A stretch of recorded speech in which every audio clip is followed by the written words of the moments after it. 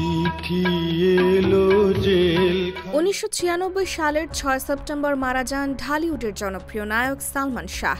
তার মৃত্যুর 29 বছর পর অবশেষে হত্যা মামলা পরিচালনার নির্দেশ দিয়েছেন আদালত। ঢাকা শহরের ষষ্ঠ অতিরিক্ত মহানগর দায়রা জজ জান্নাতুল ফেরদৌস ইবনে হক এ আদেশ দেন। দীর্ঘদিন ধরে মৃত্যুর প্রকৃত কারণ নিয়ে জল্পনা চললেও তদন্তের জন্য কোনো কার্যকর পদক্ষেপ নেওয়া হয়নি। নতুন এই আদেশে সালমান শাহের মামা আলমগীর কুমকুম রমনা থানায় একটি হত্যা মামলা দায়ের করেছেন। মামলায় সাবেক স্ত্রী সামিরা হক, খল চরিত্রের অভিনয়শিল্পী ডন হক সহ মোট 11 জনকে আসামি করা হয়েছে। সালমানের পরিবার বরাবরই দাবি করে এসেছে তাকে পরিকল্পিতভাবে হত্যা করা হয়েছে। মা নীলা চৌধুরীর অভিযোগ ছিল, তারা হত্যা মামলা করতে গেলে পুলিশ সেটিকে অপমৃত্যুর মামলা হিসেবে নথিভুক্ত করে।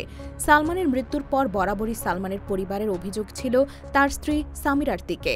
তবে সামিরা বরাবরই এটি অস্বীকার করেছেন। গত বছর সালমান শাহের মৃত্যু প্রসঙ্গে খোলামেলা কথা বলেন সামিরা। একটি ভিডিও সাক্ষাৎকারে বলেন, আত্মহত্যা যারা করে তারা তো কিছু বলে করে না, ইট ইজ সুইসাইড। এদিকে সালমান শাহের মৃত্যুর ঘটনাকে হত্যা মামলা হিসেবে নির্দেশ দেওয়ার পর গত 4 দিন সামিরার খোঁজ মিলছে না। তিনি যে ফোন নম্বর ব্যবহার করতেন তা বন্ধ পাওয়া যাচ্ছে। সরাসরি এবং হোয়াটসঅ্যাপ কোথাও তার সঙ্গে কথা বলা সম্ভব হচ্ছে না। অপরদিকে মামলায় অভিযুক্ত ডন হককে টানা কয়েকদিন ফোন কল ও খুদে বার্তা দেওয়ার পরও তিনি কোনো সাড়া দেননি। সম্প্রতি আদালতের নির্দেশ ও মামলার পুনরুজ্জীবনের খবর প্রকাশিত হওয়ার পর তার ভক্তদের মধ্যে এক ধরনের উত্তেজনা ও আশার অনুভূতি দেখা দিয়েছে। সালমান শাহের সমর্থকরা দীর্ঘদিন ধরে এই হত্যাকাণ্ডের নেপথ্যের রহস্য সত্য উদ্ঘাটনের অপেক্ষায় ছিলেন। এসব তথ্য তুলে ধরে একটি প্রতিবেদন প্রকাশ করেছে দৈনিক প্রথম আলো।